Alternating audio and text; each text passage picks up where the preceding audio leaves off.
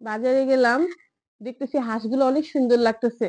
শীত যখন চলে আসলো তো হাঁস নিয়ে যাই। হাঁসের দোকানে দাম করতেছিলাম, ভাই হাঁস কত করে? এটা নিলে 400 টাকা কেজি, কিন্তু এই হাঁসটা কখনো খাই নেই, এই জন্য এটা নিয়ে নে। দেখতে সুন্দর লাগতেছিল। বললাম এটা কি, কোন দেশের হাঁস? বলে এটা চায়না হাঁস, এটা নাকি খাইতে ফার্মের মুরগির মতন। তো বললাম না ভাই এটা নিব না। পরে একটা দেশি হাঁসি দাম করে নিয়ে আসলাম। আজকে আমি রান্না করবো হাঁসের মাংস। দিয়ে দিচ্ছি তেল। হাঁসের মাংসে তেল উঠবে, দিয়ে দিচ্ছি পেঁয়াজ কাটা। পেঁয়াজটা বড় করে কেটে নিয়েছি, সিদ্ধ হয়ে যাবে। এখানে আছে হলুদ, মরিচ, জিরা, ধনিয়া, এলাচি গুঁড়া, লবণ, তেজপাতা, দারচিনি। দিয়ে দিচ্ছি রসুন বাটা। এটা হলো আদা বাটা। এটাকে মাখায় নিচ্ছি। পেঁয়াজটা বড় বড় করে কেটেছি, এটা সিদ্ধতে গলে যাবে। হাঁসটাকে ধুয়ে পানি ঝরে নিয়েছি, দিয়ে দিচ্ছি এখানে। মশলার সাথে হাতে ভালো করে মেখে নিব। মাংসটা মাখানো হয়ে গিয়েছে।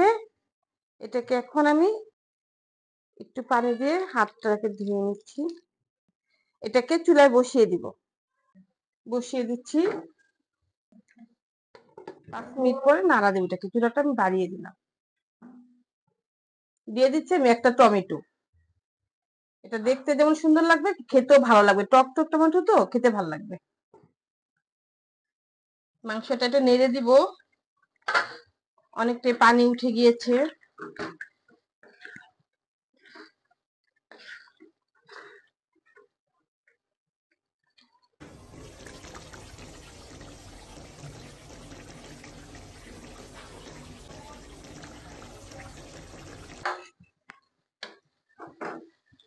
মাংসটা কষানো হয়ে গিয়েছে, আলু দিয়ে দিব।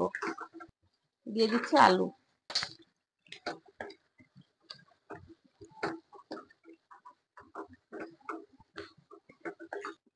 আলুটা মাংসের সাথে মিলিয়ে দিলাম। এখন কিছুক্ষণের জন্য ঢেকে দিব আবার।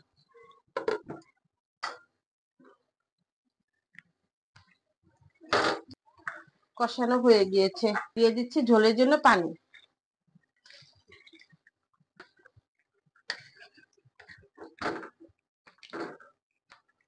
ঢেকে দিব এটাকে।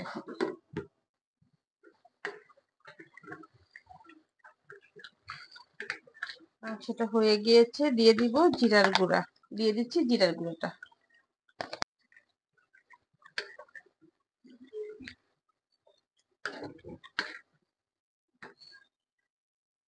হয়ে গিয়েছে হাঁসের মাংস।